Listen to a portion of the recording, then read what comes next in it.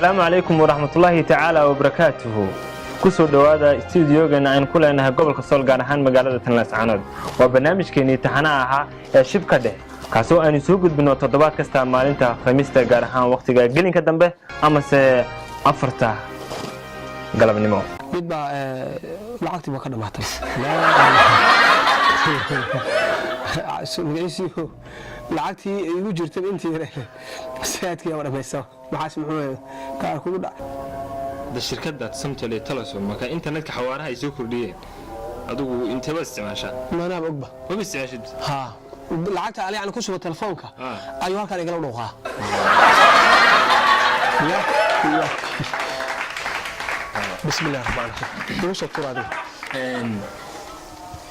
ما أنت وحا مرتين وقول برنامج كأني شب كده سلطان الحمد لله بسم الله الرحمن الرحيم لا إله إلا الله بسم الله الرحمن الرحيم بسم الله الرحمن الرحيم مقعي وإبراهيم الحمد لله حرسي أما لو يقانو إبراهيم محمود عبد أفرح كنا مقع دير سلطان الحمد لله هنوني دادعون فيسبوك وحواي سلطان الحمد لله أفرح دادعون marka haddii ku sama ogol yahay ujeedadeedii guud ama hadafkeedii guud intaas buu ahaa fahdi waxay yaabihii igu soo comment garay waxaa ka mid ahaa walaalo haddii ku sama ogol yahay buuga aad noo soo bandhigtay waxaa tahay nin u shaqeeya qoladan la yiraahdo Somaliland dokumentigeena ama dokumentiyadaas bisaan dadka oo la sheergalaysa Soomaaliland marka adiga siyaasadii meel aan loo joogin buu ninka kala hadlay waana waxyaabaha iga yaabiyay aan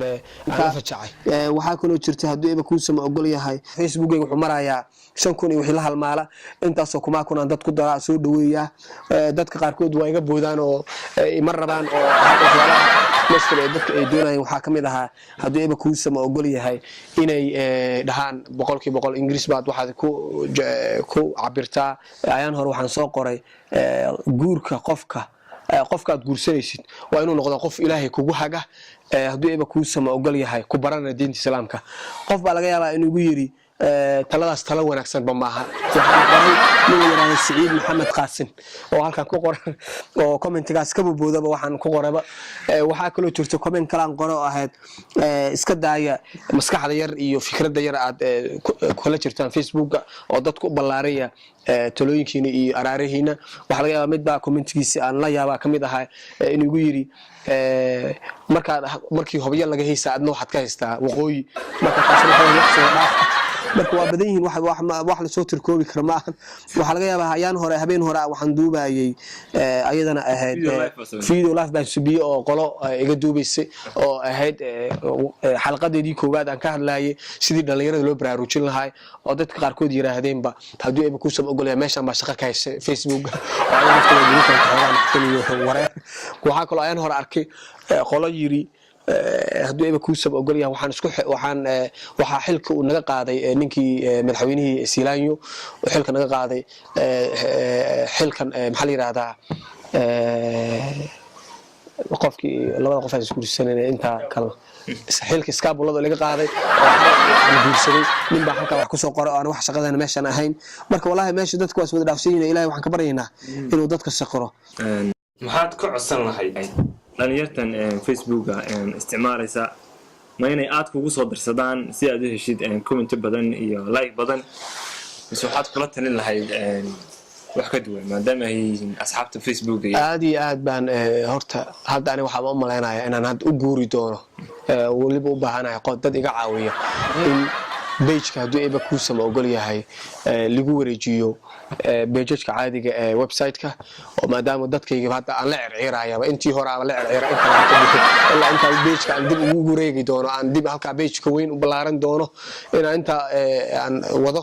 oo waliba dadkayga boqolkiiba boqol dad active yihiin inkastoo xoogaa hadduu iba kuusama ogol yahay dumarka aad aan ii jeclayn oo dumarka hadduu iba kuusama ogol yahay ay iga soo horjeedaan mar kastaba aan idhaahdo guursada meesha gurigiina Allah kuma gubin saamina marka dumarka aad ima taageersana waxaan ugu taageersanayn anoo mar kasta aan dhaho hadduu iba kuusama ogol meesha ka kaco guursada meelaha sawirada soo dhigdhigane iyo waqtiga kaga dhacay sawirada meelaha dhigdhigayo wiilasha Facebook-yada soo dhiga ayagana intaan waqti ka lumin maanta dadkii waa iska wada akhrisadaan inay afar guursadaan inay saddex guursadaan inay ka socdaan meesha oo ragga habsaamin Facebook-yada marka wixii isku calmadaan meesha aniga hadii odanimo li wacanayo aan u soo dhaweyn doono aan la shaqeyn doono la garab gali doono WhatsApp-kan qolo badan oo hadda halka waxa lagu yiri fashion-ka cusub ee Soomaaliland ba halkan ma garana cid yihiin ay ugu soo darsadeen hankaaga hagaaro qola igu soo darsatay qolooyinka igu soo darsaday qolo guurka igu soo darsadeen wax badan oo aniga meel iga yimaadeen aan garanaynin ayaa halka iga buuxo marka waa waxyaabaha aad ku soo ogol yahay aan ka yaabay oo igu jira oo waliba xataa qaarkood cod ku jiraan ba xataa marka recording ma ka xun ma baar wax ma laga maqlaa ana la haysaa leeyahay marikood ka xun wax kuma shaqeyn ma ana og barto inuu shaqeeyo ma ana ba garnaa xataa baalka inuu marka waxyaabo badan jiro oo isku haysto marka hadda codkan kala aan dhageysana bal asagana wuxuu ka marka ma shidada halka sugay ma khali hadalada ma ina dhageystaa rabay ku raaxay hay mid baa xulee hadalada ina ku raaxaystaan marka hab ku raaxaystay waa meel babliga marka waxyaabo badan oo ka yaabaya meesha lagu helayaa dadku waa isku daraafsan yihiin midba mid buu kasii daran yahay marka ilaahay waxaan ka baryaynaa dadkeenu soo hadeeyo waana mahadsantiin wassalaamu calaykum waraxmatullaahi wabarakaatuh assalaamu calaykum waraxmatullaahi tacaala wabarakaatuh barnaamijkeena halkaas ayuu nagu joogaa dad iyo halista in markasta aan xadilayna xasuusaata inaad tiraahdaan like inaad samaysaan